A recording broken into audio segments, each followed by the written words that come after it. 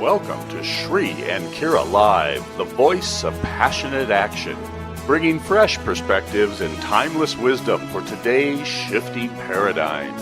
Now, it is your moment to open your mind, relax into your body and spirit as we explore the greater meaning of your now experience. Bringing wisdom, laughter, and clarity, here are Shri and Kira.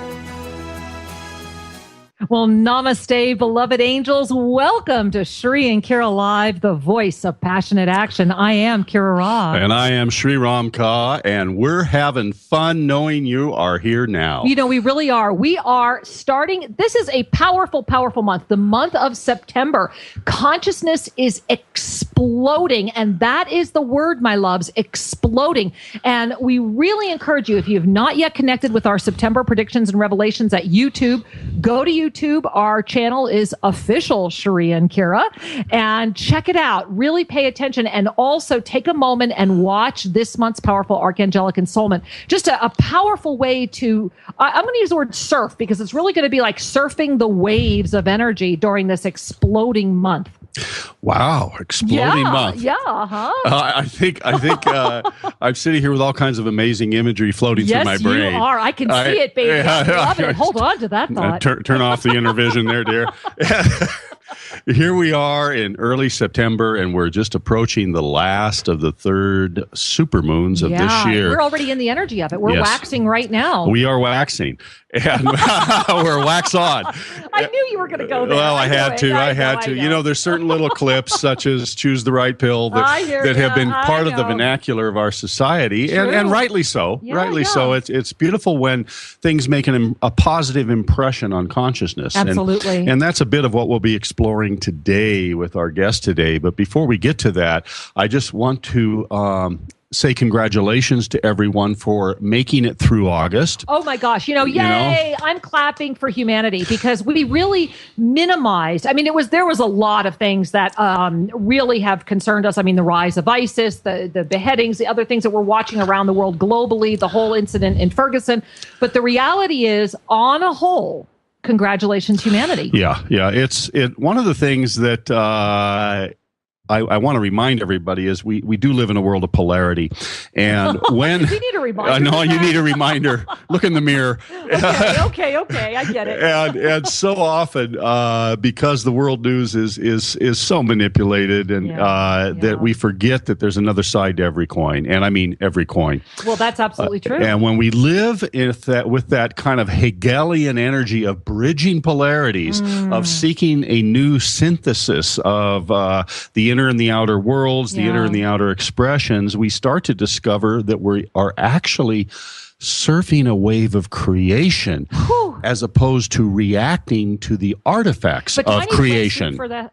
You need an open mind. Okay. Well, and I love that, because that's what we're gonna. This entire month, by angels, this starts our September series, which we're very excited about all month long. Incredible guests. I mean, just incredible guests, culminating with Bill Burns at the end of the month, and all this month we are expanding consciousness through global evolution and discussing this, because, as we mentioned at the top of the show, this is a powerful month for the explosion of consciousness. This is a month where all the rules are gone. This is about really letting that energy wave come through you. And today we're specifically going to initiate this month, as we are in that waxing energy of that final supermoon. Oh my goodness.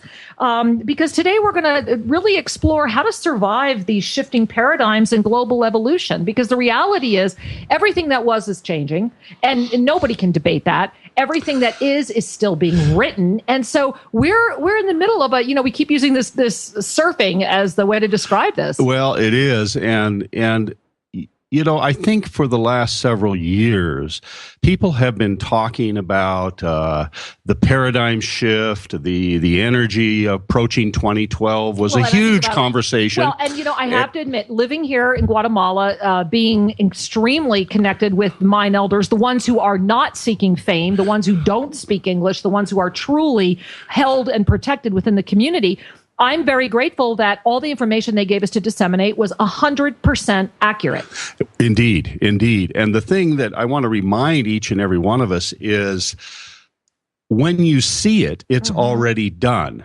When when you are living the creation flow, you get to witness the unfolding now. Yeah. And sometimes we dance back and forth due to the mechanical structures of our brains, which basically create a wonderful filing system for the past. Yes, it does. It doesn't do us a whole lot of good for allowing creation to be uninhibited. Well, it's how we bring it together, isn't it? It is. And so I offer that as a little segue as we're about to introduce our guest today, because one of the things that is going on in our world is we're seeing a repetitive cycle. That is a regression into dogma, a regression into reactive, coarser level of consciousness going on in certain countries and through certain activities in the world. I think it's going on through humanity. Sure. I don't think it's restricted to countries at all. It's a strata, I would say, within consciousness. Sure. And simultaneously, there is this awakening consciousness that is embracing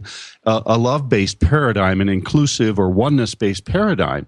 And it is amazing to me to look out in the world and see such radical anger and polarity simultaneously going on with people who are just radiating such light and love from their eyes. Well, this is the beauty of this time, right? Because everything, and this is what we keep discussing, especially here in September, and we're culminating, if you've been tracking all the things we've been talking about for the past several months, and if not, again, go to official Sri and Kira at YouTube and watch all the videos, and listen to all the past shows, my goodness.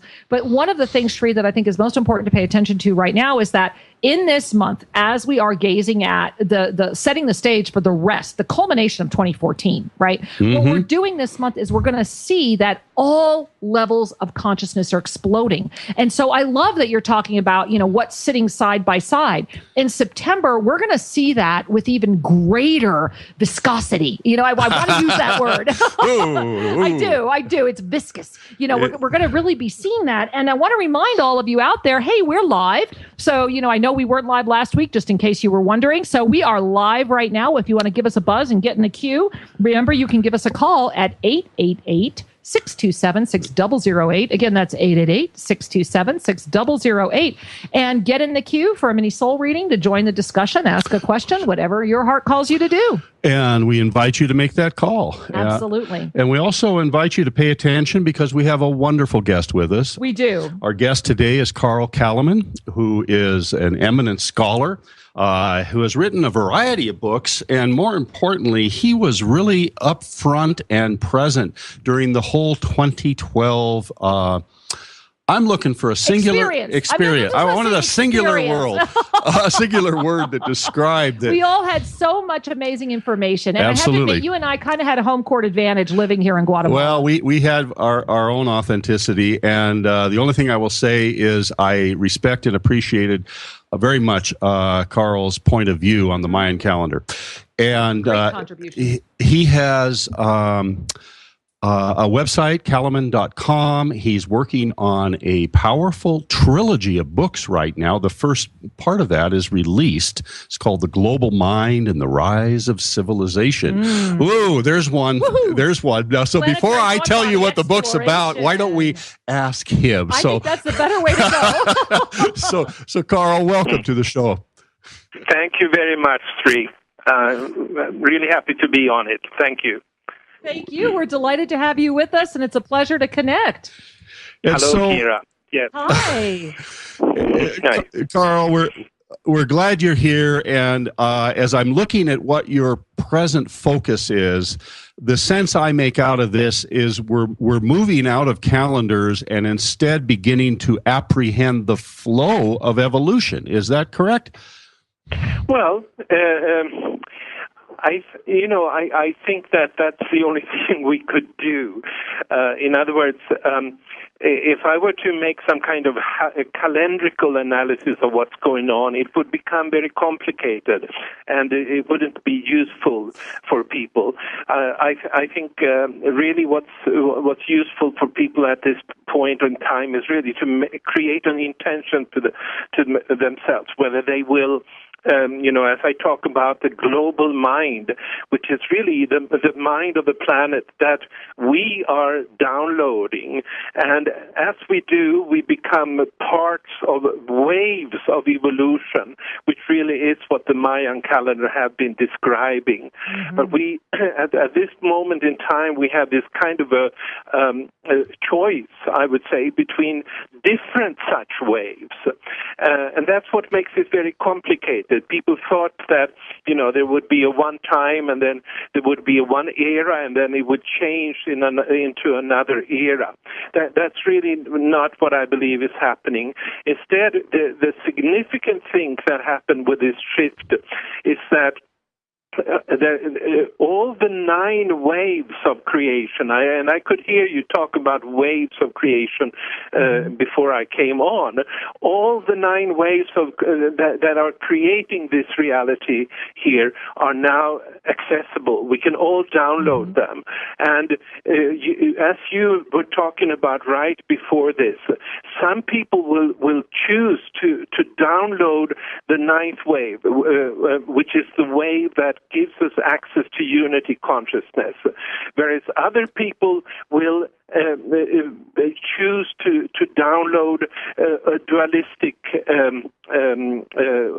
waves of consciousness, and that is very much a part of what is shaping the world today, and much of the drama that we've been seeing.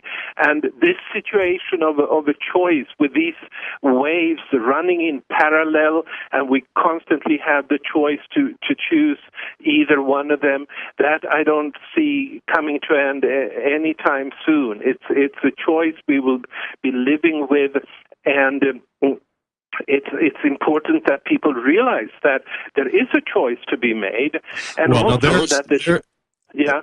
Sorry to interrupt you, but I want one of our favorite buzzwords. I want to underscore what you just said. There are choices, and oftentimes people are not conscious of the opportunities to choose, or believe that they don't have a choice, or they just cannot perceptually see it. Yeah. And so when you talk about these 9 levels, 9 waves of choices, it's my hunch that the people only apprehend this as they are already awakening, and until they come to some form of critical incident, they're not going to see it. They're not going to know they are empowered to choose. What would you say to that? Well, I can't put myself in that position myself.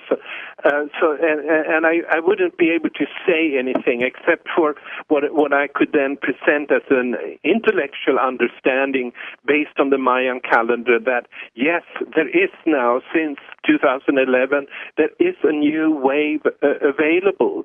But that takes some work for anybody to go into that particular study and see that now there is a new possibility, even though they, the people that are fully born into this new wave, they're only 3 years of age.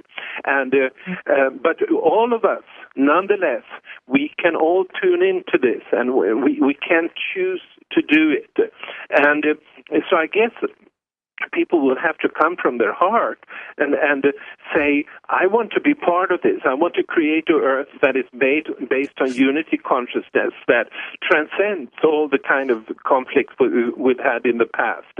So then the price of admission is I have to lose my mind. Yeah. That's I think that's fairly close. Very well said. Yeah, we agree. And one of the things that is so powerful right now, and I love what you're sharing, is that all people have the opportunity. Yet one of the things that we witness, and I'm sure you've witnessed in your studies and as you've moved forward with this material that you've been presenting for quite a while now, is that there is a rigidness among many that is holding them to a cycle that is preventing a greater evolutionary consciousness to come forward. Yes. Yes. And so through that rigidness, what happens is that feels very mind-centric to me. And that the only way you can melt a mind-centric orientation is to open the heart. And sadly, what we're seeing right now, or I should say cyclically, because we see this cyclically all the time, humanity seems to learn through pain. events and painful events. And the reality is that with all the 9 waves fully available, we truly are not locked into the way that we used to learn. How do you feel about that? Right. Yeah, that makes a lot of sense to me, and I like what you're bringing up, the losing our minds. This book, the first in the trilogy that I've written, The Global Mind and the Rise of Civilization, its main focus is to describe how the evolution of the human mind has created the civilization that we have now. Mm-hmm. And yet, I don't personally, it may sound like I think the mind is a good thing. I don't. It's just something you have to deal with, and I'm actually right now back from India. I spent a whole month in India, where they have a completely different way of looking at the mind than in the Western world. In the Western world, we think the mind is a good thing.